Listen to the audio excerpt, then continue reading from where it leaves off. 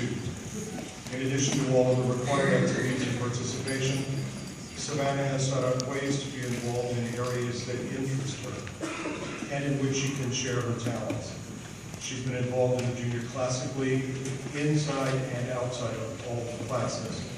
One of her teachers described her as an articulate learner who is quick to ask questions for the sake of the knowledge, not to help her grade.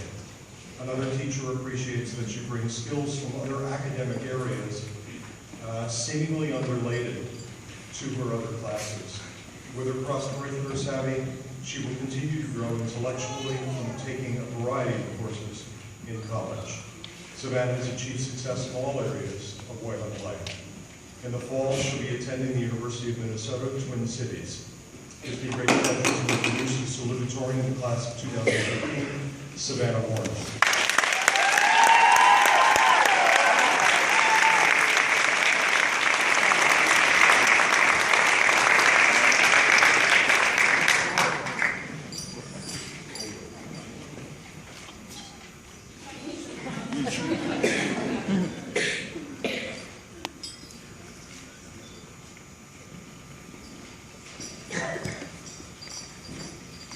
Solvete omnes. Solve. If you have ever been to a Junior Classical League convention, you may recognize this as the way all speeches begin. It translates to hello all and is related to saluto at the base of salutatorian, meaning to greet. When I went to my first JCL convention, I literally got goosebumps as I heard an entire convention center full of people respond, Salve. If I hadn't come to Wayland, there would have been no way I could have had that experience. When I came here as a freshman 4 years ago, there were a few things I expected to learn. I expected to learn creative problem-solving skills. Check. I expected to make lifelong friends. Check. I expected to find the athlete within me. Well, 2 out of 3 isn't bad. What I was unprepared for was how deeply meaningful the lessons I learned would be outside of Wayland's curriculum. Pre-Wayland, I grew up as an only child living in a forest with the nearest kids being miles away. This led to my becoming a very shy and unfortunately very awkward middle schooler. I would scurry through the hallways between classes, keeping my head down and hoping not to attract any attention. Once, in a thick crowd of people, a physically imposing dark-haired boy I didn't know very well yelled out to me, "Who do you think you are, pushing people like you're somebody?" It occurred to me then that I wasn't somebody. Encounters like these silenced me, and I felt like it was me against my classmates, a battle I wasn't interested in fighting. It was here that my 8th grade algebra teacher approached me and suggested I research boarding schools.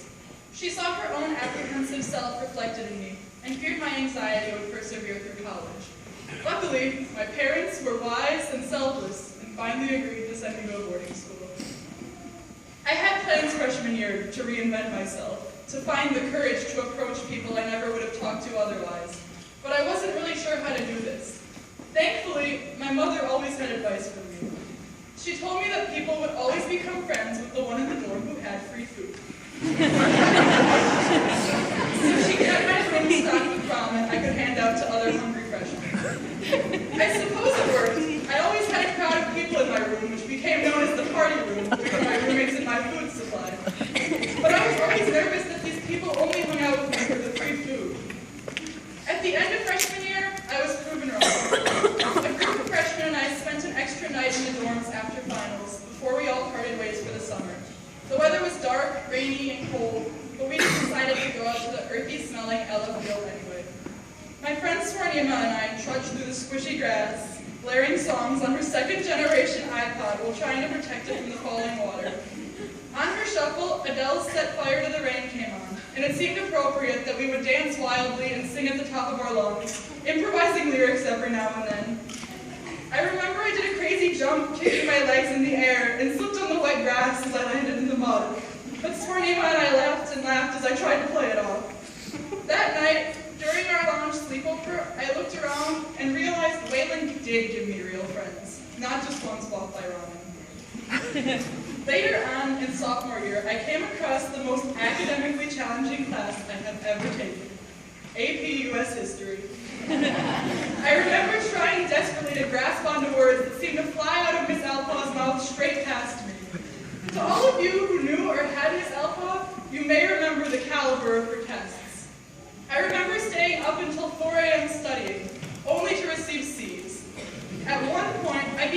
so desperate that I entered her office, tears streaming down my face, pleading with her to forgive me if I failed the AP test. Expecting some sort of sympathetic pep talk, I instead received, "Savannah, if you say you're going to fail one more time, I'm going to spank you." From Miss Alpha, I learned that hard work would not always yield flawless results, but the skills I developed for perseverance earned me a 4 on that AP.